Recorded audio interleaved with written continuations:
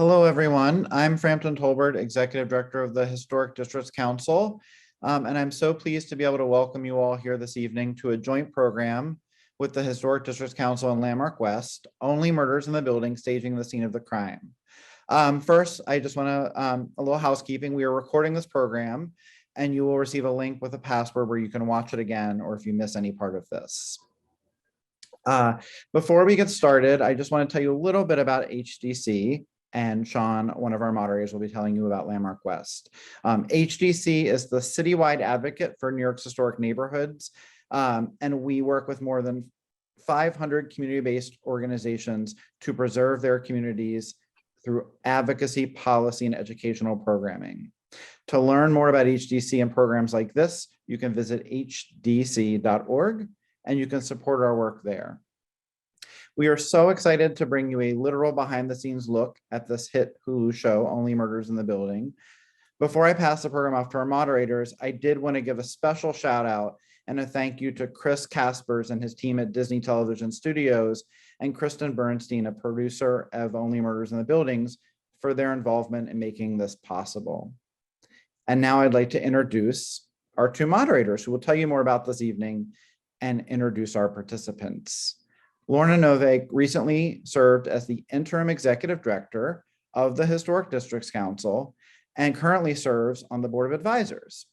Prior to working on Only Murders in the Building and countless other film and television projects, she was the associate director of the Bryant Park Restoration Corporation and the Municipal Art Society, but not simultaneously. Sean Khorsandi is executive director of Landmark West. A twice-trained architect prior to Landmark West, he was a project architect and is enamored by New York City's building details. While he found some great places, he is still searching the Upper West Side for the Demas Gourmet Delicatessen. He will tell you more about Landmark West now, and with that, I'll turn it over to Sean and to Lorna. Thank you, Frampton. So for those of you joining us for the first time and our friends now from HDC, welcome. We are very pleased to have another show, another hit show taking place on the Upper West Side, and Landmark West is your good government grassroots nonprofit serving the Upper West Side from 59th to 110, Central Park, Scenic Landmark through Riverside Park, Scenic Landmark to our west. So we have 3,200 landmarks in our district, and we care about everything in between and all the stories and all the culture that come with those. So we're so glad you're able to join us tonight. Lorna. Welcome, everybody. We're just so honored and thrilled and excited to have our three guests. Their very extensive and very impressive resumes are on our website, so you can look that up for more information. But suffice to say that they won the Primetime Emmy in 2022 for production design. So congratulations to them. Production designer Curt Beech worked in the art departments of Ocean's 13 and Mission Impossible 3, among others. As an art director, he worked on J.J. Abrams' Star Trek, David Fincher's The Social Network, and Steven Spielberg's Lincoln, which won the Academy Award for Best Production Design. As a production designer, his credits also include Till, Hunters, Good Behavior, She's Gotta Have It, and Black Klansman. Set decorator Rich Murray also received a daytime Emmy for his work on the Nate Berkus show. He's been the set decorator for numerous television series, including American Horror Story and Monsterland. Art director Jordan Jacobs is an Upper West Side native. His production and credits include The Plot Against America, The Leftovers, Tales of the City, The Big C, and Orange is the New Black. He's also, his father was the leading New York City architect and historic preservationist, Stephen B. Jacobs. So welcome, everybody. Hi, thank you. So you all have great titles: set decorator, production designer, art director. Before we get started, could you tell everyone what that means? I'll start. The production designer is responsible for everything that's out of focus. It's basically all the environments that the actors act in. It's my job to make sure that they are designed with meaning for the characters for the script.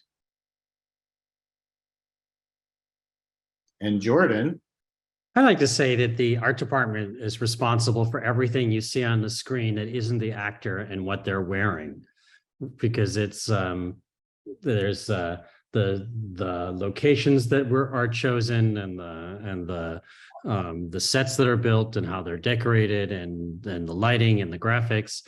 But the art director works with the production designer and the set decorator, and we get the overall visual concept, the creative concepts from the production designer, and then the decorator and I work to turn that into reality. So in my case, I have a fleet of set designers and construction folks and graphic designers and painters, and then we turned Curt's vision into something like into the reality of it. And then, of course, we also have to figure out how to pay for it. And so we negotiate all those budgets with producers, and then we make it happen.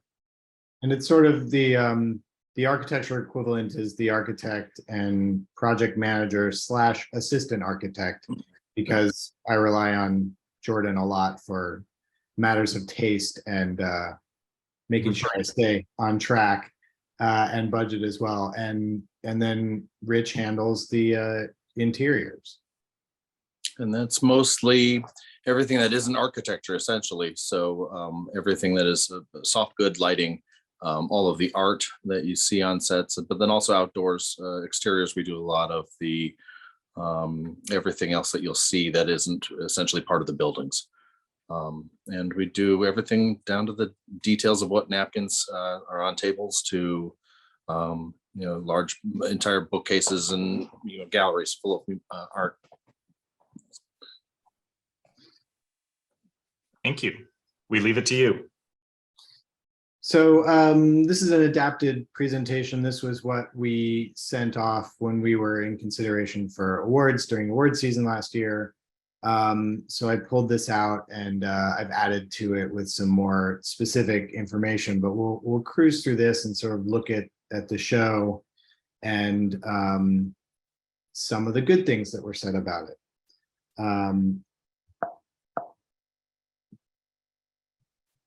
And this is some of the crew involved in the art department side of things. And as you can see, these are mostly just department heads and people in charge of one thing or another within the art department, down to the PAs who are in charge of, among other things, lunch, which is very important.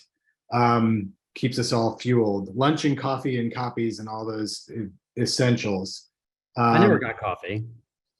What's that? I never got coffee. You got coffee? Actually, I gave them coffee because Okay. I need them to keep going. But when I was a PA, I was getting coffee. So this is a handful of the people involved, sort of the people who are in the office primarily, and working in construction. These were our 17 Emmy nominations. This was very exciting for all of us. There were three wins out of the 17, which was really, really exciting. So here's some of the sets we're looking at. Oliver's, of course, his study. And I'm just going to cruise through these, and then we'll talk a little more in depth about all of these different places and what they are. This is an illustration by Ali Kashfi, who was our illustrator on the show. And this came from a 3D model, which we'll take a look at in a couple minutes, that he basically painted in the computer, and then decorated in the computer as well. So all of these things came out of a white space, and then he created all of these textures and pieces within the space. And we plopped our Marty in there, and we have an illustration. So we did 3 key illustrations, one for each of the characters. And we developed these with the showrunner, John Hoffman, and lots of other people who weighed in on this to get to the final look. But this is a jumping off point. The illustrations are very important. Here's more of Oliver's house.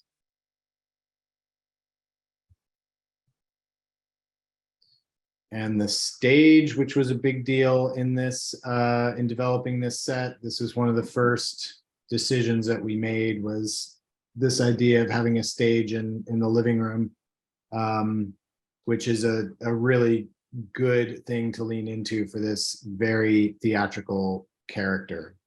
And that was one of the guiding principles for his space. If it was not theatrical, it did not stay in the room.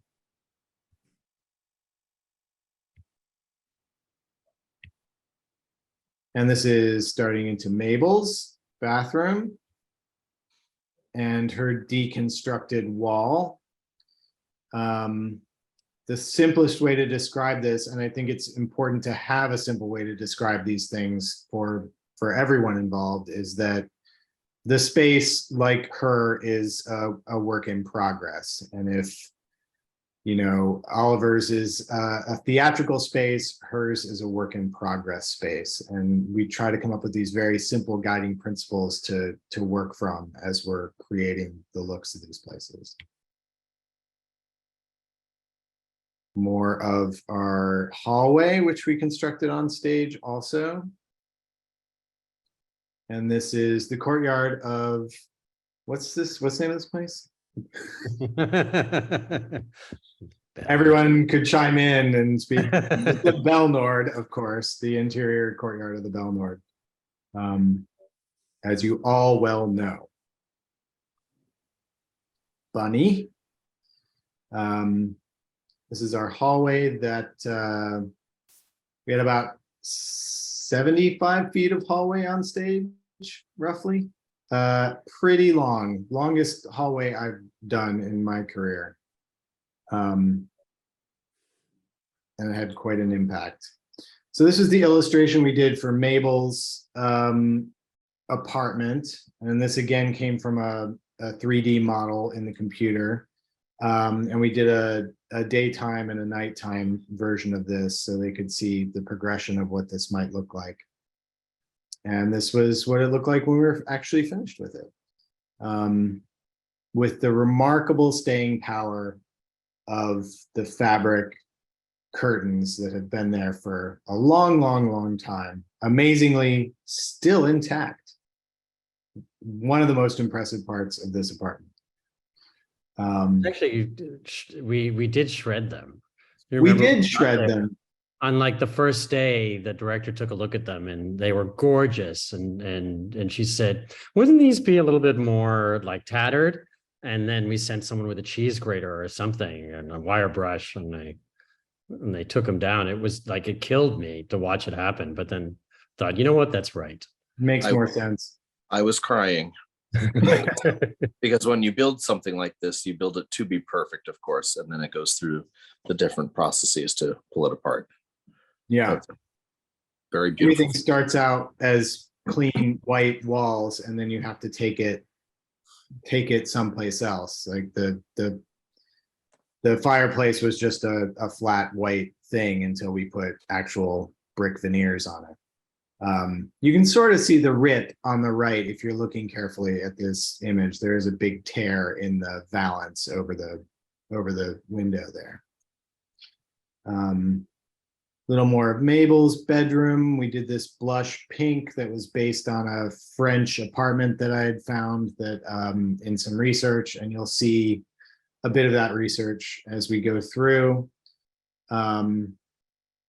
Opening this up was a big decision that we made. In the model, we had this wall in the middle of this space, and we just felt like it needed to be a little more open and able to see through. And we found a bit of reference, and we just decided to go for it and tear the sheetrock and lath and plaster right off the wall. But we left remnants of the lath and plaster on there. You can see the lines that are left behind, and we used rough sawn lumber of the proper size, you know, unmilled lumber, because that's what it would have been years and years ago, behind these walls.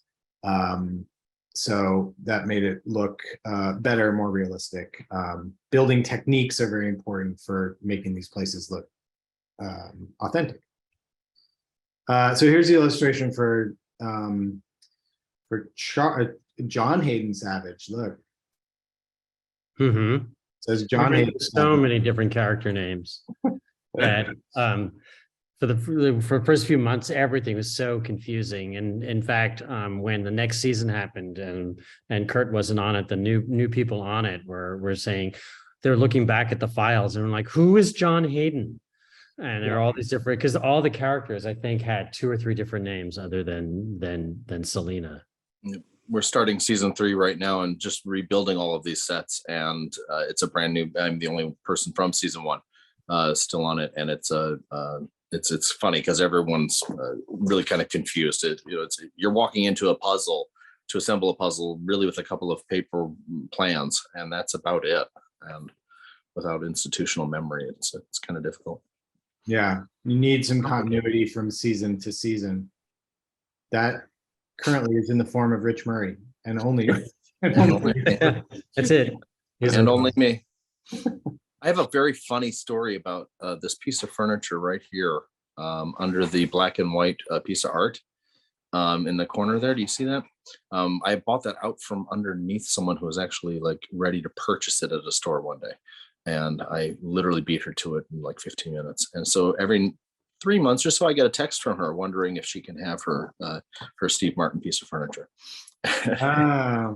I'm still in touch with her to this day. Wow. Yeah. She can have it in 2 years, probably. She can have it as soon as we get, as soon as as soon as Charles decides to renovate. I mean, maybe this will go on for 7 seasons, but like 5 is usually like when things start to change. 4, 5, but if people continue to love it the way they do now, it may go on for a while longer. Right. And depends on what happens to Brazos, I guess. Yeah. Don't spill anything. Nothing. Don't know anything. So this was my favorite piece of sort of backhanded praise for the show. Production designed within an inch of its life. I don't know what that means, but it made me laugh. It's kind of true. It's like design on design on design. I mean, there's just so many layers to this. Like Rich was talking about, like putting this set together as a puzzle. So what he means is that we, in between seasons, all of these sets have to come down and go into storage. We don't leave them up. Another show comes in and uses the stage. So everything gets packed away and all the walls come down, all the furniture, all the cabinets, and then all the floors get taken up. And then you have to figure out how to rebuild it. And it is dense. There is so much going on all of these sets.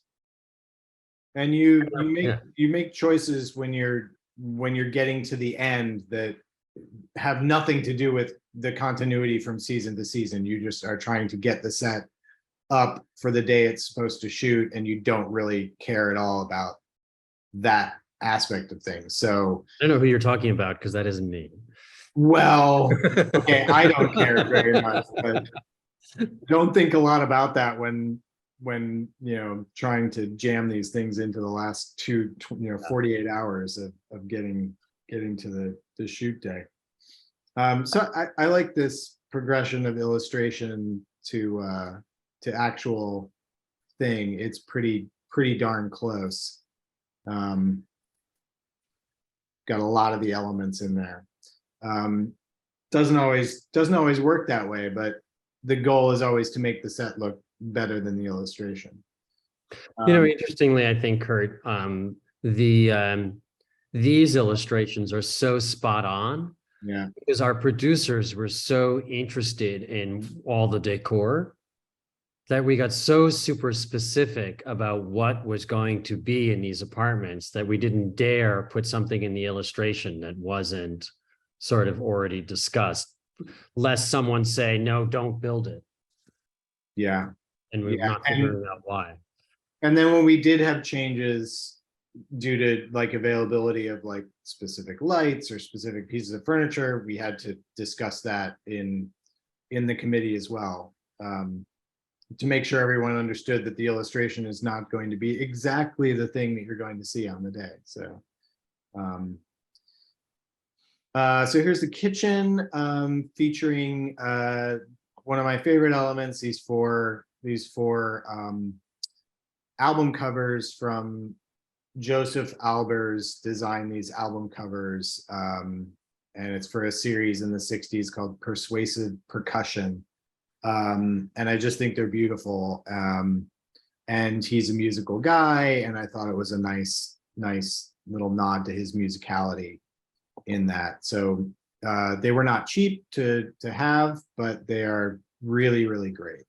Well, actually, they were cheap in that the Or to records. buy, yes. Yes, to purchase the records wasn't an expensive issue. To get this, to secure the rights for the artists for the art cover covers was the expense there. But it was also kind of exciting that to me those pieces were very much the way that the way they're hanging. It's a very neat and tight sort of orderly presentation of the pieces, but the pieces themselves, like the content. It's really kind of interesting to see how all these loose floating blocks all sort of start to form into this like neat tight Tetris package in its final image. So all of these, so that it was music and that it was instrumentation and that it was instruction and that the art itself was very key to Charles's character. And it's also a metaphor for what happens in the show. Pieces, Maybe. Yeah. It just hits when you find the right thing, it hits on a number of different levels and it starts to feed itself. It's really rewarding and exciting. Yeah. And some of those elements we work into, like if we see it and it tingles and it sets it off for us, we figure a way to work it into the sets as well. And there are a couple of pieces here that like essentially the sofa fabric was like the first thing we saw and sort of drove the design of the living room. Yeah, we're going to get to that. Okay.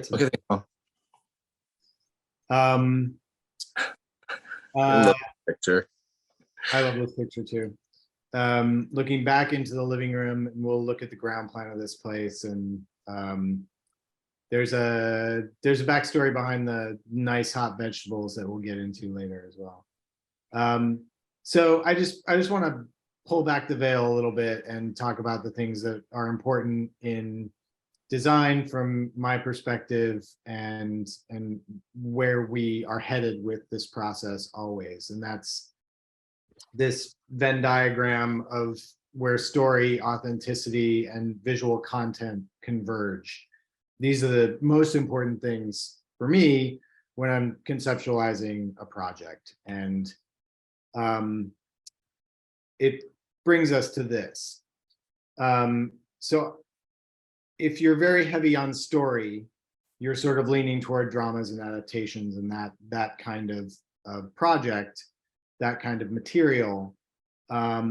When you're looking at something that is super authentic, you're looking at documentaries, period films that lean heavily on that aspect.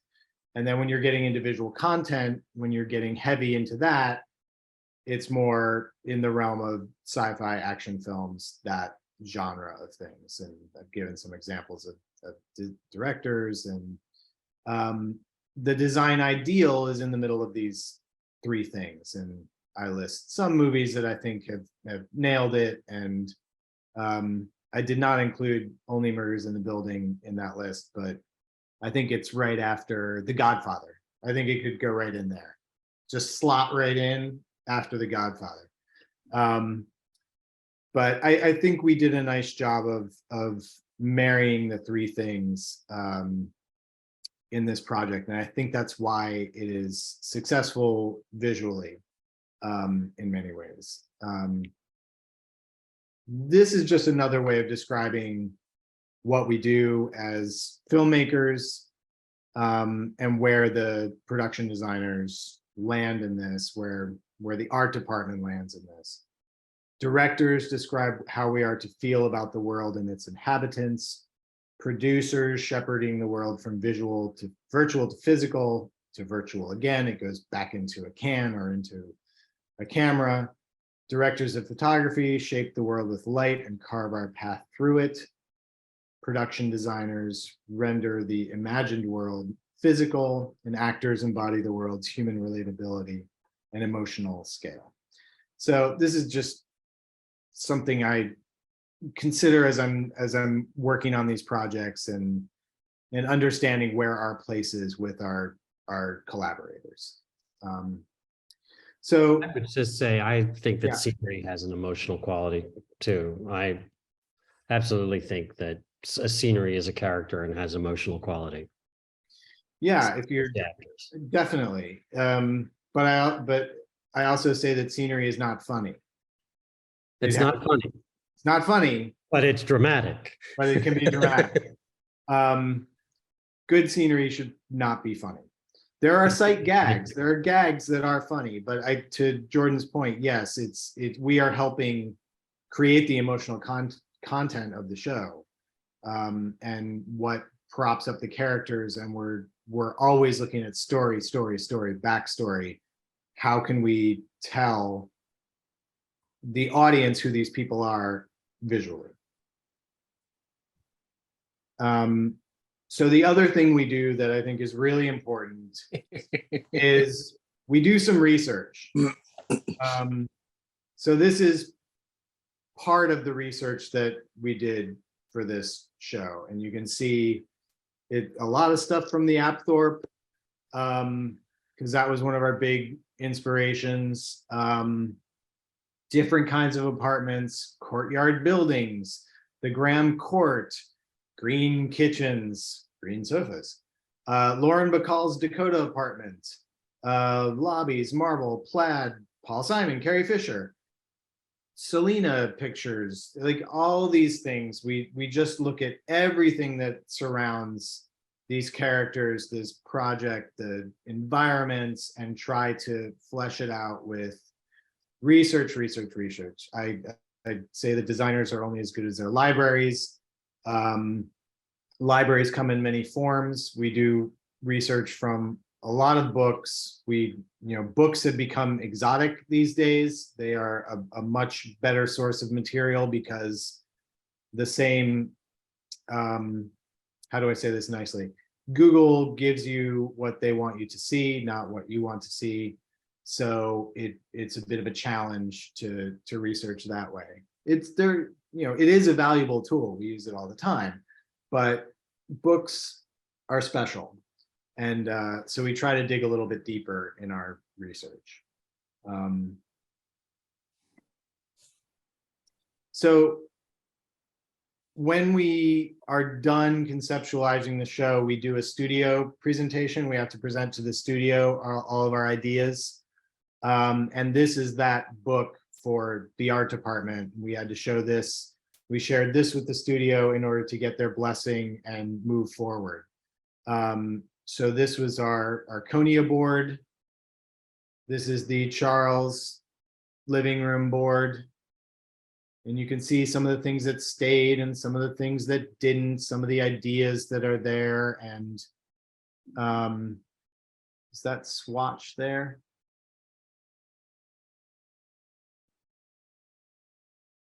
There it is.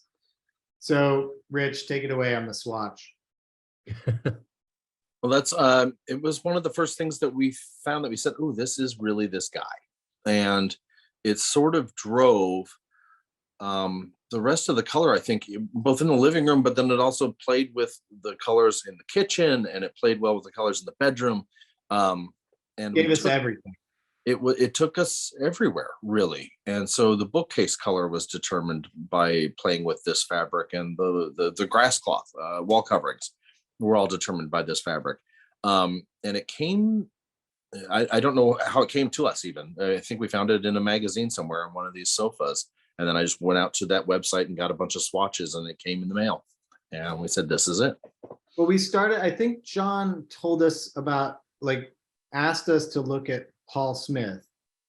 He also asked us, yes, he did ask us to look also at particular designers and names, as if the character Charles, played by Steve, would have been very into his own design in his own apartment, so he would know, who Bachman is, or who any of the other furniture, Gioponti, or whoever else is in the house. That the character would have known that. So we started with essentially named furniture and named designers. which is different from the other two apartments, and we'll get to that. Yeah, it was, and that was also Steve. Steve himself gave us a couple things early on, a couple of furniture designers that he admired and maybe had in his place. This was on a Zoom very, very early on, and he just mentioned a couple things offhand, and I latched onto that, and then Rich and I gave it to Rich, and he went out and found some things that met up with what he was talking about. So yeah, design aware. Charles has a sophisticated eye for modern, mid-century, and classic furniture. So this was our art board for him, and we looked at a bunch of different artists. And once again, Steve is an art collector himself, so we talked about these things. And he brought us Saul Steinberg. He liked that. I brought in the Ed Ruscha. We decided that Agnes Martin was probably a little bit out of his reach, as was Cy Twombly, unless he was really on it in his early days. And then the Alex Katz, the mystery of this painting was important for his character, and who is behind, whose face is behind there, who is the other side of this, is always the question mark with him and his past. So Alex Katz is really a good choice, and Gilbert and George proved to be a bridge too far, a bit too graphic, too distracting. So we leaned into some other things. I guess we can talk about, Rich, do you want to talk about the story that we made up for the nice hot vegetables? Yeah, we agreed that it was probably not something that is like, I think a piece like this right now is worth what? How much would that be? A couple of $100,000? It's not, yeah, like it's 6 digits. It's a easily. 6 digit. It's not crazy out in terms of, the millions of dollars for a piece of art like this. You can't retire off of it. Let's Yeah. say. Necessarily in this building at this time, Yeah. here. Yeah. But it was a piece that that we really liked in terms of it's graphic enough, and bold enough, and it also played really well with the rest of the colors in the apartment. But we thought, this is something that probably Charles in his Brazos days in LA met Ed Ruscha at a party, and probably had a few $1,000s laying around at the time for this piece, and decided to buy something as an investment, and sat on it for probably 30, 40 years. Yeah. So That worked. it shows that he's a canny collector, which was important to both Steve and us. Yeah. The one thing about the Alex Katz, the woman, the story there obviously is there's a woman walking out of his life, which is the story of Steve's character. Is all of the women in his life essentially have walked away from him. So it's painful and sad in a way, but it really anchors exactly what this living room is, for the heart of the story, the heart of this character. Yeah. So this is the kitchen, and one of the great finds in this, I mean, it all looks amazing, but one of the great finds in this were these two lights, which I saw in the same Parisian apartment that I got the pink color for Mabel's walls. I saw these lamps, and I was like, these would be amazing if we could find these to go over the kitchen island. It's like, there's no chance we're going to get this, but I'm going through Rejuvenation, shopping lighting for the show. As I do, sometimes I go through all the lighting options, and then I'll feed some to Rich, and he's like, I've got these. We go back and forth on these things. And I flip to the end, and they have this one section in Rejuvenation. I don't know if they have it anymore, but they used to, where you can find like one-ofs. They've got some antique pieces left over. And I'll be damned if those exact same lights that I saw in this apartment aren't on Rejuvenations, and there's 2 of them left, and we need 2 over the island, and we snapped them up immediately. And you know, they broke them the first day that we shot, and that We was did. Yep, they are held together by Scotch tape, essentially, or packing tape, clear packing tape, somebody whacked it with a boom mic or or a something. ladder or something. Yep. Ah, And just of course, you never know, know the story of how that happened, but you know, I'll never admit it. but it does happen. but yeah. And Uh, today we were just yesterday, actually, I was touching those fixtures, and I'm like, these are really in bad shape. Let's wrap another piece of tape around it. Yeah. Because they've been in and out of boxes, packed in and out, you know, over 3 years now. And it's Oh my gosh. yeah, it's a mess. The kitchen flooring in this apartment. Let me go back to the picture. Yeah, that. So the actual scale of it was very different. So if we go back to the piece here, basically this was the size of a 1 foot by 1 foot swatch, like that. It was that many little color triangles in a 1 foot by 1 foot sample that we got. And so we manipulated it and changed it and blew it up and amplified the colors, and we added grout lines to it, and then we printed it on linoleum and laid it out on the floor. So it looks like tile. It's the right scale for tile, but it is not actually tile. It's just meant to look like tile, but it's printed on linoleum for durability's sake. Something that's easily replaceable, unlike actual tile. Plus, the time and effort to produce it would have been massive. Okay, so moving into Mabel's, this is the key piece of reference that we use to blow open her wall, and then lots of construction zone pictures, which I'm sure all of you are intimately familiar with. So we leaned into that idea in her apartment heavily, and you can see this is where I got the lath and plaster remnant reference from. You know, this is the research that we do, and I love that how this, whoever had this house, the way they left the casing around the archway and just opened up the wall and put bric-a-brac in between. It's beautiful. So we did our own version of that. These are not secrets. This is just you know, you do this research and then you make these decisions, and it sometimes, what did you say it does, Rich? It vibrates, it hums, it sings. Yeah, it pings. It Pings. yeah. It touches. Yeah. Also in Mabel's, we have this spectacular sofa. All right, go on, Rich. Tell us about the sofa. This is almost exactly John Hoffman, our producer, sent us a piece of research, and I think this is almost exactly the sofa that he sent us. And I don't know where it came from or how, but I found it literally. It was like my second day on the job. Bought it at an auction, and it was the single most expensive piece of furniture we paid for. But it was right, and that's right. all. And that's all that mattered. And after Curt decided he wasn't going to fire me for spending that much money on this perfectly preserved sofa from the 1970s, we got to carry on, and it was great. Oh my God, it was beautiful. Yes, after a lot of times you ask for forgiveness, not permission, when you're doing these things, just to keep the ball rolling, keep things moving forward.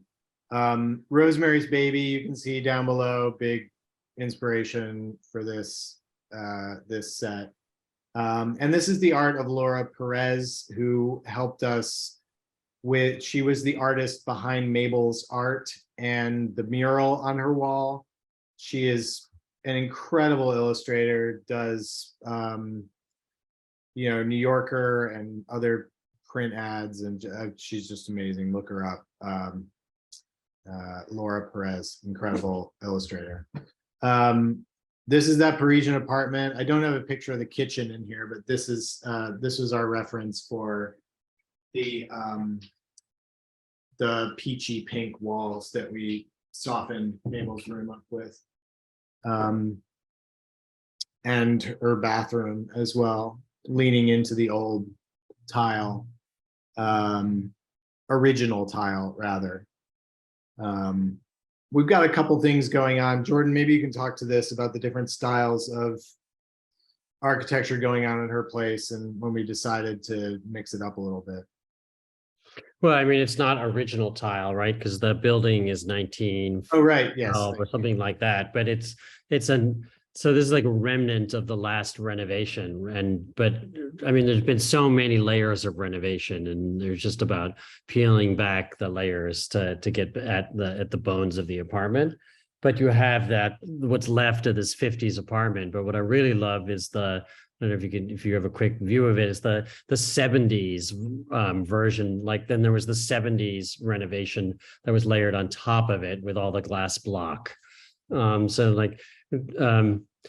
up in this neighborhood, I have to say that there's so many like elements of these buildings and like these renovations and these old details of the Upper West Side that many of you in the audience tonight will remember, right? Is that these apartments were huge and they were a wreck, right? Most of the places I remember as a kid were huge and a wreck all over the Upper West Side with so many great details and just like the way it was kind of like the sort of renovations that were done. And it wasn't until whatever the last 30, 20 years that people would go in there and just blow out an apartment. People used to just pick away at it.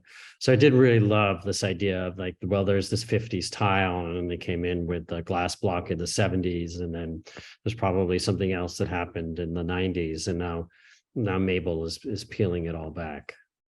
Yeah, and sometimes these decisions rather are made, they dovetail with practical things that have to happen. So for Mabel in the shower in the opening episode, it's at the very end of the episode, they needed some natural light or they needed to motivate some light in some soft light into that space.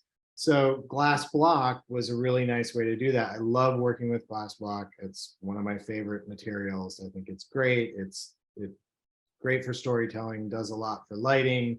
Everybody loves it. It obscures what's outside while still letting daylight and nightlight in. So it serves a lot of purposes.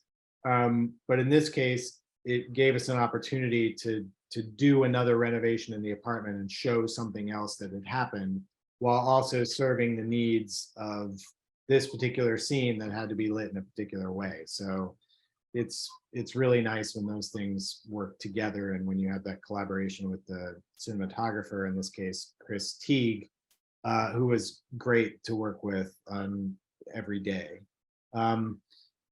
This was the final rendering from Laura Perez of the mural, which was painted by our astounding scenics, led by Hope Artizone, incredible artists. So Oliver's Place. Just one quick, I just wanted to jump in, sorry, Curt, about the mural. It's so exciting that she was actually painting this, and it's the same artist who does the opening credits for the show. And so you see this sort of in that meta way, is playing on itself. But again, it feels very much like New York. I mean, it looks like you're walking by a building outside the city, and it's and with the tree shadow and everything, it's exciting from our perspective to be able to do something like this with a real artist who's just dove in and made this happen. It's really exciting. Although, of course, as like in making the television show, we had to show the progression of her painting this mural. It didn't just start as like not there and then fully realized. We had to go through like several stages. And when you're doing a TV show, it is not as methodical as we wish it could be, where you shoot one episode and then you take some time and you get ready and you shoot another. No, you're prepping one, you're shooting at the same time you're shooting the previous, the one you've just prepped. So you're constantly in prep and shooting another. And then they decide to go back and reshoot something and mix up the schedule, or perhaps at the end of the episode, she's painted some more, but at the beginning of the episode, it's not there. And you have to track all of that. It's I want to use the word nightmare, but I'll be more positive. Like, it's just, it's a lot to always be paying attention to, is like, in what state is something that's like a moving target. And we're doing this all during COVID. This is before vaccines hit the market. So we are doing this all with people getting called out sick all the time. It was a challenge. It was everyone was scared coming back. This is our first job back from COVID lockdown in September of 2020. And it was a scary moment. And it was easy to find a restaurant to shoot in, but nobody else wanted us anywhere near. I mean, 120 strangers and equipment coming into an apartment, forget about it. So that's one of the reasons why this show is primarily these 3 sets were built, because all 3 of our main actors are immunocompromised, and we were dealing with older folks, and Selena also has something that puts her at risk. So it was the decision was made to try and control as much of this as we could. This is a huge build for a half-hour comedy, highly unusual. Bigger than Hunters, the show I did prior to this, which spanned decades and countries, and it was massive in comparison, but the build was not. The build out was not. Yeah, like season 1, pretty much every interior that you see is a set other than the lobby, the rooftop, and Will's house. Yeah. Everything else we built. I don't know, maybe there's something I've forgotten, but it's pretty much every character apartment that you see is built. We didn't jump. Well, it was one place. It was a flashback. We jumped into an apartment once. Yeah, but same building where the lobby is, but rarely. I mean, we were on stage. We had 3 stages. Yeah, 3 big stages, and but public spaces in the script were easy to come by because no one was in these public spaces at that time. Yeah, the restaurants were all shut down. Restaurants were shut down, and cafes and all this thing. So it's there was that very small benefit to it. So going to Oliver's. So if Charles's place is the words were playful sophistication when we were talking about him. Mabel is the work in progress, and Oliver is theatrical. If it wasn't theatrical, it didn't stay. We were also trying to give a sense of sort of a false heritage to his apartment. The idea being that everything in the place was stolen off of one Broadway show or another. So all of it has they're not great antiques. They're pieces that look like antiques. That is the story. And once again, we started with a piece of fabric. We found this purple and black and green Ralph Lauren swatch on the left here, and it gave us everything we needed to start into his color story. I'm not a purple guy. Like, it's not my go-to color in set design, but for Oliver, it just seemed right. And so we made fabric panels out of this tartan, and then we leaned into some really bold choices in his place.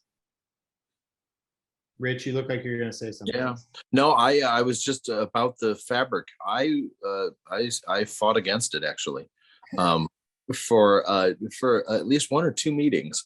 I'm like, I don't think this is the right thing, and then it landed, and then everything else sort of fell into place on top of that. It was kind of great. The living room itself was the piece of research, and I don't think you have it here, Curt. Was actually Coco Chanel's apartment in Paris. Was her sofa, and the symmetry of her sofa in the windows in her apartment sort of drove us on the sofa in his window at the far end of his living Yeah, room. we also really liked For this piece here. Nuryev's apartment, his Parisian apartment. That it was a little like, it's good to know how far you can take things, and that is at the far end of the spectrum. It was really far. But you take some ideas from there and dial it back a little bit, and you find that middle ground. Right. It's hard to imagine that something is too far for Oliver, but it exists. It exists. We've seen it, and we've pulled back from it. Right. And if anybody has seen season 2, there were a couple of times in Oliver's life, in flashbacks or in dream sequences, that we see design work for his stuff. They're being way too far, and so this is a kind of a great reference for where his apartment is in his real life sober. Jordan, I'll let you tell the story of the dining room, because I think it was your idea. God, did I really make it? Did I put everyone through that misery? No, it was great. It was great.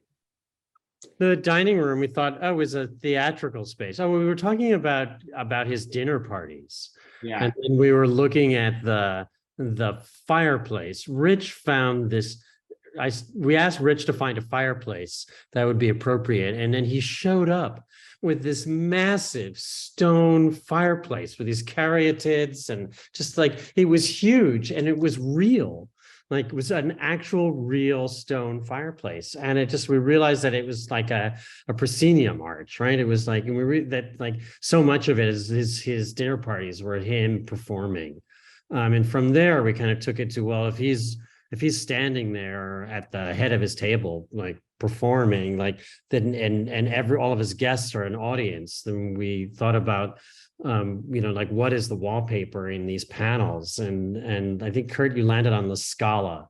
And we found this, like, we went back and looked at these 19th century drawings of the place, and we, that was it. So we took that and all of its curves, and we created all those boxes in the wallpaper. I think in your other slide, you can zoom into it. You can see it. I don't know if anyone ever noticed it, but all of those are theater boxes with an audience and a drapery. And we printed them, and then we tinted it. We like printed in black and white and hand tinted it with our painters, because and then we mass produced it in panels. Oh, right. And then we did that. Yeah, we did a big panel and then scanned it or photographed it and then mass produced it. But because it was also during COVID, some of our scenics were from the Metropolitan Opera. So we just set them in this room, and we just said, like, go for it. And we wanted a show curtain, and we gave them the research and said it should be something like this over the mantle. And so we thought, well, he would have like his renderings for costumes and lean them up there and sort of put together a little show, and that would be the background. And they just spent days and days, like only Metropolitan Opera painters could spend, doing like the gold cording on the velvet and like giving it sheen. I would walk in, every time I'd walk in, they would stop and say, "Oh, Jordan, what do you think?" And then they would like want to have a 25-minute conversation. And I'd be like, "I don't know. How about we get back to it?" How about we just make some progress? That's what I think. But no, so it just became this really, really like the ultimate theatrical space in this. This where all his pitch meetings were, right? Like he would invite people in for dinner and then pitch them, and that's how all these shows got made and did it. Yeah, we just imagined. So Rich has something to say, like where like all the furniture for that room came from. Oh yeah. Sorry, I'll go back to it. Oh, like the chair. Well, the one thing that I think is the most horrible part of this story is that I probably a month or two later, at one of the regular wallpaper stores or shops at the D&D building, one of the designer showrooms, I actually found two different wallpapers very similar to this. And really? It's so distressing to think that we actually went through all of the trouble of coming up with this this showroom from London actually has a paper very similar to this, but this is actually all handmade in-house. Scalamandre and unaffordable. They It's- probably made it based on our show. Let's just leave it at that. I'm not going to go there. But to go back to that slide. But the slide oh, yeah, is, But so but like the rest of the- lighting, we like had all this backstory. Like the lighting came from the Helen Hayes Theater right when they tore it down. Oh yeah, the lights on the right. the lights, the chandelier came from like it was like a wedding venue place, is where the story we're telling about where this came from. The curtains came from a stage set. The chairs in there, we're telling those shellback chairs, we're saying that came from from Splash, the musical that was a failure. He just stole it and he had the chairs there for that. Right. But there isn't an item that he paid for. And in the entire house, like we had a reason and a story for where all of this stuff was stolen. And it's just hysterical when you look at this, and I look back at these pictures, like, you know, every now and again we had to clean up the apartment for a party or dinner party. I think it was in episode 3. We had a dinner party in here where he was selling Splash to the Nathan Lane character. So we had to clean it all up, and then we have to restore all of the trash and all of the storage because he's a lonely guy and he lives by himself, and this is his dining room table. Such a fabulous way, though, of us getting to how we buy and find and solve all problems for what is going on in the house. So some other pieces of inspiration you probably recognize: Lauren Bacall's apartment from the Dakota. This is Manhattan, right? And then these are from that book. The Belnord book? Yeah, the Belnord book, from previous residents of the Belnord. So this is office reference for Oliver's Place, but I think we did way better than this reference. So then talking about how the ground plans come about, I'll just cruise through. This is kind of cool. This is the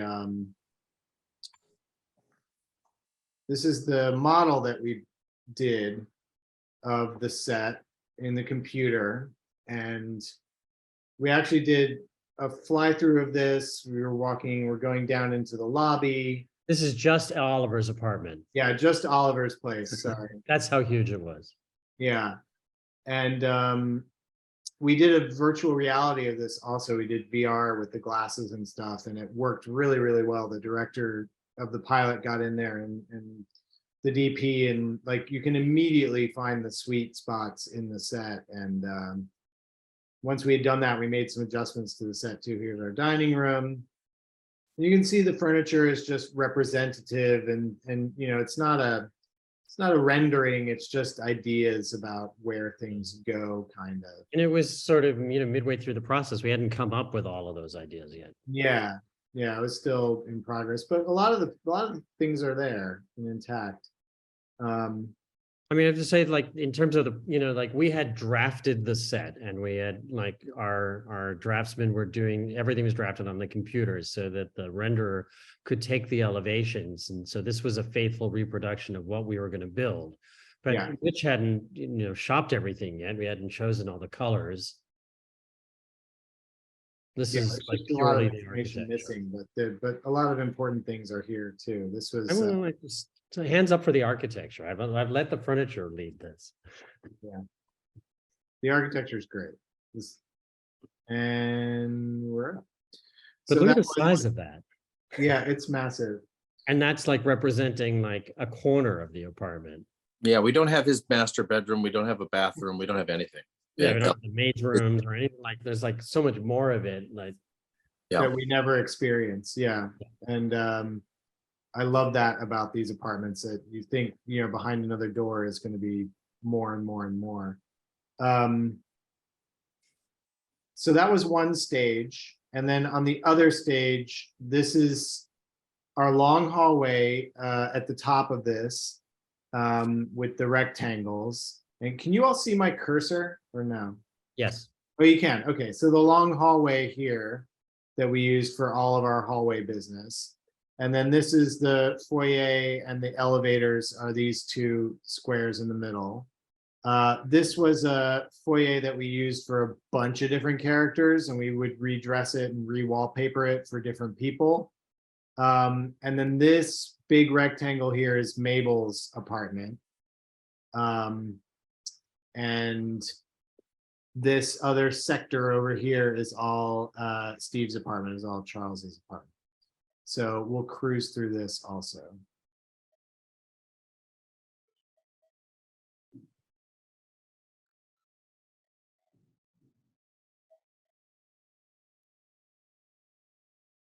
Forget where this starts. Do we start in the hallway or do we start in Charles?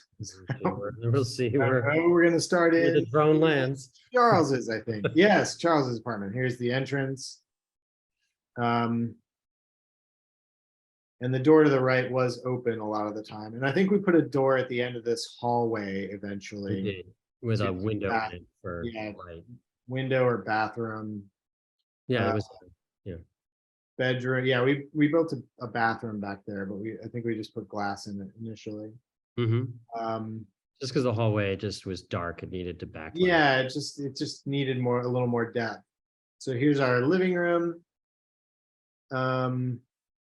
And the kitchen, and it's helpful when you first walk in this place. There's this mysterious door to the right, and that was our way to another section of the apartment if we wanted to add on in a later Well, episode. there was a budget thing. We actually had a dining room through that doorway.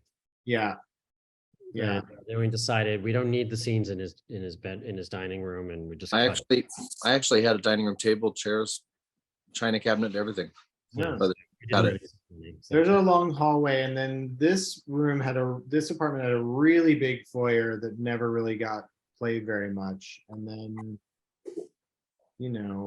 the old details and distressing, none of that's in here, but there's our glass block wall that we were talking about earlier, a 70s, 80s renovation.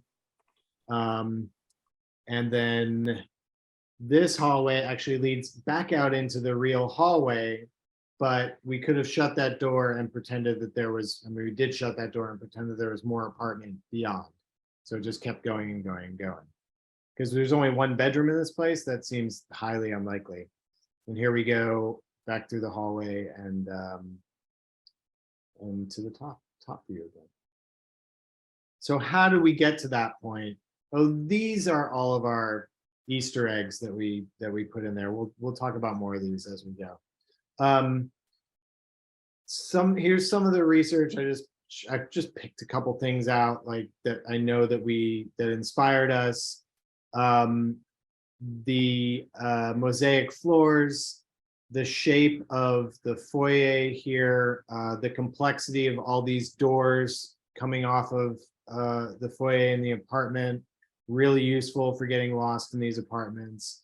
The stairs going up here, I think this is one of the ideas that gave us one of the idea for the stage. What if it went up? It's a pain for camera equipment, but it looks really great in place. This was another, this is a bit high end on the left, and this is a bit, lower. I mean, the apartment's not low end, but the paint job is a bit dated there. Once again, Lauren Bacall, I keep coming back to her. This is the Graham Court, which was nice, but not nearly as nice as the Belnord. But it is a beautiful building in the courtyard. It's the Belnord, just with its vaulted arches and the way it's been renovated. It's it's another thing entirely. So this I just wanted to show you the ground plans that we sort of worked from. 380 West End Avenue. Okay, so I grabbed this from someplace and was just looking at sort of how this flows. This sort of inspired how Oliver's Place worked when you come into the apartment here and you've got dining room to the right, living room straight ahead, bedroom to the left, right? That's how his apartment lays out. So this is sort of a jumping off point, and then the details of it change very much, but sort of gives you an idea of where the windows might go in each room, and it's just a place to start, which is helpful. you know, our place is nothing like this, but this part of it gave us an idea for how to begin. It's helpful to look at actual ground plans and understand. It helps understand these kinds of spaces. So you can see here, in his place, you walk in, and you walk in this way, and then we did a foyer within the foyer, which gave us a bit of an opportunity to see the spaces from each other a bit better. You go into the dining room this way, you go into the living room this way, and there's a bedroom this way. So we essentially did that scheme in this house, but then we added the stage and we added the study and we added the kitchen off the rest of it. So And a little pantry is, I kind of like, it was a last moment, like what do we do with that space? And it was one of my favorite parts. I love it. It gives depth when you're in the kitchen. It's depth when you're in this part of the foyer. It feels very real. The butler's pantry. I love it. And then looking back at some of your research, it's right there in the Manhattan research. You could see her leaning like, oh yeah, in the kitchen, and I was like, oh, wait a minute, that's our pantry. Yeah. um, so here's his apartment. You know, this is that, and this is the entry of the inner foyer looking back out into the hallway. This is the stage. These were some of the posters. We talked about all this. This is the office, which was a beautiful mess, which is what we were going for. A lot of the books that you see, we bought for the show, but a significant portion of them came from Rich's library, from graduate school, from theater school, and the theatrical models came out of my storage unit in Los Angeles, where I had kept all of my theatrical models, and I just finally got rid of them and put them on the set. So the little models are out of my life, thank God, and now they're having a good send off. So this was the little parlor game between Rich and John Hoffman. They came up with all these names, stupid names for stupid plays, and it was really fun. And I played for like a day, and I was like, I cannot keep up with these people. I have a lot of other things to think about. And Rich was like, this is great, and he just kept going. And Curt, we are still playing that for season 3. I just sent a bunch of, these are all titles, because to explain this, an hour. we can't use real names of real plays that have been played in the last 100 years as posters in the house. And we knew that Oliver's house had to have a ton of posters, and we knew that Teddy Demas's house had a couple of posters. Like all of these names we had to come up with ourselves, essentially, to pass through Disney legal, to get cleared so we wouldn't get sued. And so we dove into it, and then we're doing more posters this season as well, on season 3. And I literally pulled this list up again today and sent a bunch of this back to legal, because see all of these words that at the end of each of these titles, the word okay means that legal approved this to use. Yes, because they're all so ridiculous. Like Dangerous Raisins. Upper West Side Company. It's like, why? It's company. Why? I mean, the ones you chose were so great. The drag queen of company, Poughkeepsie. Yeah, The Plight of the Banana. Yeah, they're all sort of plays on other shows, obviously, other Broadway or the scripts. The lights are on the plaza. Yeah. Touchdown trilogy. Oh my God. Yeah, we were stupid. Yeah. We just kept running with it, and kept pushing it. And in a bit, I want Rich to sing the opening number from the other poster. That's the large poster on the stage. Not singing. From Newark, please. Newark. No, do it. You have to see the poster, just to everyone get it. Like, so the poster on the stage in the living room here, right there, the big one. Right. Anyone know how that show's name is pronounced? Newark. No. Newark. Newark. No, this is Newark, Newark. This is New Jersey, not Newark, Delaware. Sing the So- song. I actually wrote like lyrics for, and I don't know why, because Oliver's gonna have lyrics at some point, and they're gonna. So it's a Met kind of town. The Ironbound's up and the airport is down. The people all ride in a train above ground. It's Newark, Newark, meh. It's a Met kind of town. It's a meh. It's a Mac kind of town. So at some point, maybe, you never know, because the writers are just as are into all of the inside jokes of all of this. So you never know when he's going to break out into song. So we're ready for it. I do like the A Doll's House poster with her sticking out of the doll's house. They're all completely ridiculous. It was a lot of fun for the graphic designers as well. So we had to create all of these posters and then clear all of the theater names, all of the theater directors and producers, and all the names that were on these posters had to go through legal because we didn't want to get sued. Yeah. Which is a lot of fun. Okay, back to architecture. So back to architecture, Mabel's place, you can see there's a couple of floor plans that inspired Mabel's. This is a very original floor plan at the top. You can tell from the writing. And then this is a version of it here. You've got the loggia, the big foyer, loggia, living room. This became another foyer that we used, and then our hallway was off to this side on the left. Bedroom, blown out wall, bathroom moved down to here. So it's not this, but it's definitely a version of this, which is a version of the old one that's above it. So it's important to give these things some grounding in reality. So we had a concept for each apartment in terms Yeah.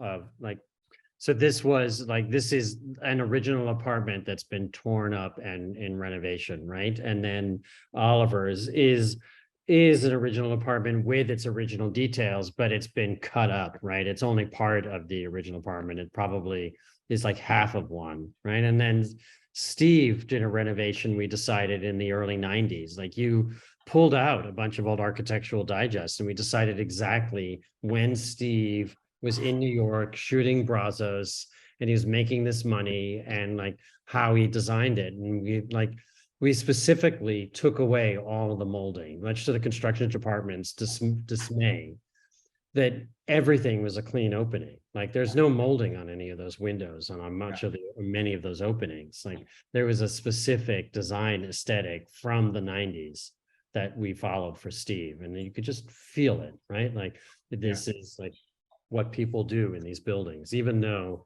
it's supposedly the same building with all of the same details and the same windows. They're not. The windows are all the same. Like, we did literally all the windows. We had one detail, and we reproduced it for every set. Yep. The blinds and everything are all the same dimensions for all of the apartments because all the windows are the same. But what something we did do, and this is Curt started with this, I think, like in the first week or two we were working on it. We had books. We bought all of the vintage architectural digest we could find, and found all of the like cool, awesome 80s, 90s apartments, and just we're starting to pull out all the details, all the elements coming out of real apartments from New York at the time. And then while we were on the show, Architectural Digest became digitized. So now I have all these magazines that I do not need. And while you were on the show, Architectural Digest is Story on Us. It's very meta. Oh yes, that's true. and literally 3 months before the show, I threw out all of my Architectural Digest from the 80s and 90s that I had saved because I was that kid in high school who got Architectural Digest. Wow. It was rotten. I was so mad at myself. Boxes of it. So this is back one to of the architecture. Back to the show. Back to the architecture. So this is one of the ground plans that inspired Steve's place. Gallery, and got rid of this little foyer, so you walk directly in. There's a door here to something else. Living room. This became a bedroom instead of the dining room because we didn't need a dining room yet. Hallway, with a closet at the end, we turned this into a bathroom, but the bathroom is there. I like this pantry and a great room here. And then, you know, I think we went to one closet here, one pantry, and you know, the layout's a bit different in this room, but this worked really nicely for us. So a lot of the flow of this place is, you know, this is a newer apartment, and that worked well for us. So that became this. You can see the similarities. Formal gallery, living room. This is the master bedroom now.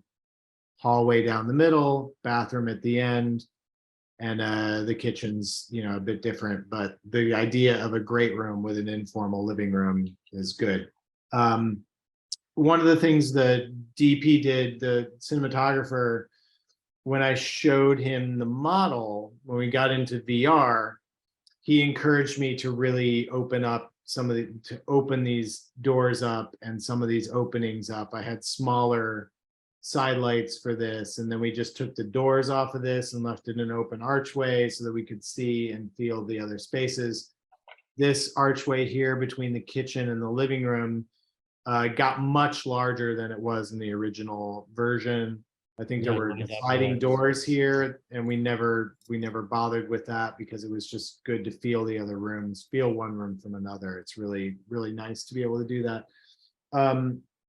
I've heard other designers talk about turning walls into Swiss cheese in order to see through them, which is a good rule of thumb to help give depth when you're in a space. There's another way of looking at it. And I think, oh, here we're back to the. But like, look at the detail of it. Like, we really tried to make sense of it. The vents, see all the, like, I mean, just. Oh yeah. Like I mean, this isn't real, right? Everyone this is a set. We're not in a real apartment. But so we had to think about all these touches to make it feel real. Yeah, the vents and the recessed lighting, more vents, different vents than you get in Mabel's place too. It's from the renovation, yeah. Oh, and then we did this big murder board in the living room, and we took one of the old blueprints from. We had to adapt it, but we did a version of a blueprint from one of the old buildings and made it our Arconia with a blueprint machine, with a proper blueprint machine. No, we didn't. Yes, we did. The proper blueprint machine doesn't print in blue. No. This is what we did was we researched what the blueprints, they're called blueprints because they used to look like this. Now, and you know, in between, now we don't have blueprints, we just do prints, right? But Yeah. But then blueprints became white background with blue lines. Right. But back in the day, they were linen that were soaked in photographic chemicals, and you had these beautiful old literal blueprints, and then at some point they became paper. We recreated it. We couldn't actually find, we were trying to get to the building department to see if the original prints existed, and we couldn't find them, but we did have these advertising plans. So we made them blue. We couldn't find them in the time that we had. Yeah, in the minutes that I had to find it. Yeah. So I think this is the last slide. This is I just thought I would share the different graphic designs for the podcast on the left. These are all the different podcast ideas that we had. And then for the show here, and thank goodness these didn't go, because it's a little bit too Murder, She Wrote, or Addams Family. I love C. I don't remember C. It's like a 1960s movie. Yeah. with the Yeah. guy running on the E. Oh, yeah, that was the Saul Bass. I mean, I'd specifically Right. asked to do a Saul Bass version, and that was the Saul Bass version. It's pretty great. And then this looked too much like a coffin. I mean, we made it look like a coffin, but it was a little bit too morbid, the coffin-y version over here. And Dimas Belly, of course. So that's that. Yeah. And responding to Susan Nile, hi Susan. She says, I'm blown away by even down to the history of the blueprints. I would say for all of us, but especially just for me, like I wasn't gonna let any go be wrong, right? Like all of these, we were really super committed to all of the details and all of these characters. And even if something came up last minute, we were gonna just take a breath and we were gonna try to get it right, to really be thoughtful about what it was. And we had a great time doing it. Like we laughed. I've never laughed so hard. That is true. Well, thank you so much, Curt, Jordan, and Rich. I know we're running long. I promised everybody that we would have at least a few questions, so I'm going to be true to my word. And someone's been feverishly texting me, so I'm going to use my position of power here to ask the first question. Great. And it is, how did you choose the Belnord ultimately, the first individual landmark on the Upper West Side? If there was a toss-up between this and the Apthorpe, if it was all about courtyards? Apthorpe wouldn't have us. And we had to fight to get, the little time that we had to shoot in the courtyard at the Belnord was difficult because it was, high COVID, and they didn't even want us in the courtyard, outdoors. It was a dangerous moment in time. So, but we were able to convince them, and we spent a lot of money to get it, and it's become a very important part of the identity of the show. So I'm really glad that eventually it worked out. But the Apthorpe just said no, which I understand. I mean, it's fine. I get it. It was at a time when I wouldn't have wanted anyone near my place. So, but those mosaic floors are from the Apthorpe, right? All the Yeah. foyers are from the Apthorpe. We loved the look of it. Curt was talking about the vinyl floors we did in the kitchen. All those mosaics that you see are exactly the same.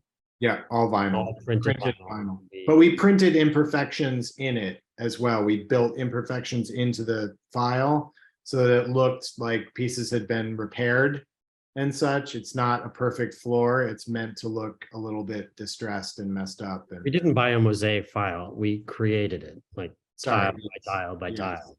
yeah, To that point, could you talk about how many days you actually had access to the Belnord for shooting? And see- also matching some of the points of views from windows. I think we had the Belnord for one night of shooting on the at pilot. the very end. Yeah, at the very end.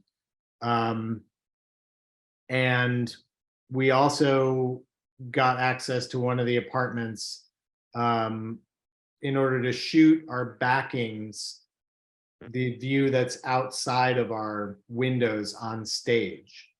So we needed that view, so we had to shoot that as well. Wait, There's a correction. it was green screen, right? There were plates. So I mean, it was important to Steve, like in the writer and the other writers, that so Steve's apartment had to be courtyard and street, right? And Marty's was also courtyard and street. Selena was only courtyard.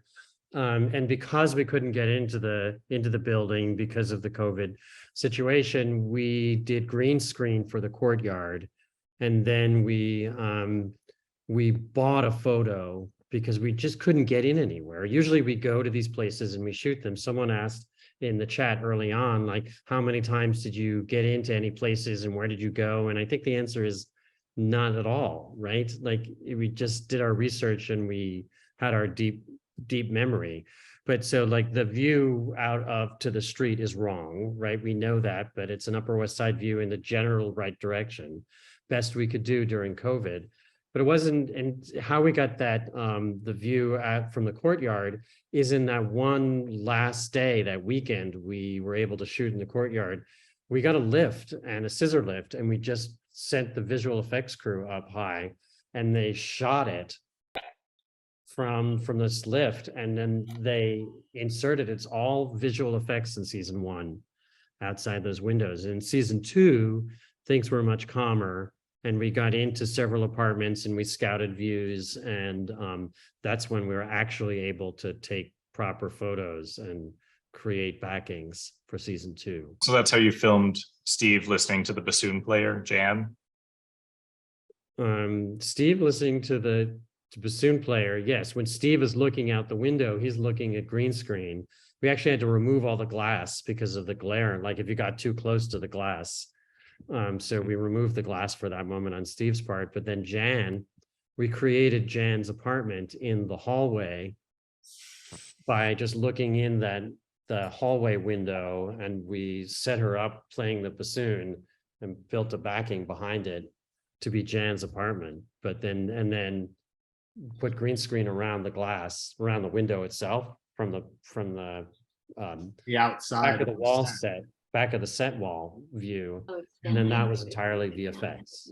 So they capture that and then they plug it into the view out of the window, and you can change the size of it and scale of it, whatever you want to do to it at that point. But the important thing was to get the angle from Well, I don't want to mess with Steve it. to her, you know, that was the key. Thank you. I'm reading the chat. It looks like you're getting a few commissions here for people who want you to do their homes and apartments. But one person's patiently waited. Jarrell, Yeah. if you'd like to unmute. Hello, can you hear me? Yes. Yes. Okay, thank you. I realize that none of you wrote this show or the title, but what in your opinion does the title mean? Only murders in the building. Oh, it's a punchline from, I think, the first episode, right? Yeah, but that doesn't say what it means. What does it mean to you? I mean, what does it mean to the writer or the show? I mean, I can tell you what it means to the I mean, was architect. it intended to mean like we're only showing you murders that happened in this building, or the only thing that happens in this building is murder, or what is it saying? I can say what it means to me is that this show is only about this building. No, Right. but the Our thing whole is, world. No? it's only is in the wrong spot. The word only. I mean, you know, I'm an art director, but I'm also a writer, and it's you know, you'd say murders only in this building, not only murders in this building. It doesn't Right, make but any he sense. says it at one point. He announces the name of it. He says only murders in the building. There's a story that Steve tells about how he came up with this concept. Like he and Marty came up with this concept 20 years ago or 10 years ago. And they said it was only going to be about the two of them. And they said, we're going to do this show. It's about these two really old guys, but they're and they like to solve murders, but they're so old, they only go to solve murders in the building. Because they don't it's too much trouble, right? It's too much trouble to go outside. That's what Steve told a story once about like how the concept was. And once they sold it and pitched it, they were like, well, you need more than just you two. And that's when they added And they added somebody younger and more, you know, with more followers. More followers. But like, just for us, what does it mean? Like our whole universe, like we designed this universe, like to be the building, right? We didn't think of like, that is the universe of this show, is the building. So that's what it means to me as the art director. And what you've done tonight means so much to all of us. I know this could go on forever, and it's just been an embarrassment of riches. I think So we're all going to thank you. rewatch this with new eyes. And I think the question of set and context makes a huge difference. And for those of you who are local to the Upper West Side, one quick plug for another Landmark West HDC collaboration.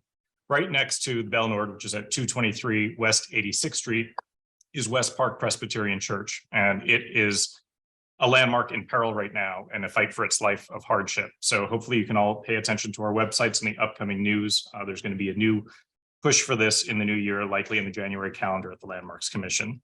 Tonight, we thank Curt, Jordan, and Rich so very much for sharing your stories with you. Everyone who's been patient with us and followed along tonight, we will send a recording out tomorrow morning once we edit the quick ends of it. And thank you for appearing. We look forward to season 3. Any release date? Rich? Summer, I think, late summer, sort of around the same time as we did this year in August. Yeah, Do you just start, when are you starting to shoot season 3? January, the first week back from the holidays. Maybe we'll see you on the street. Probably, yeah. Everything's loosened up a little bit here, so we'll be back out on the streets now a little bit. Well, thank you, everyone. Thanks so much. Good Thank night. you. Thanks for Thanks so much, having man. us. Thank you. Thanks, Curt. Thanks, everyone.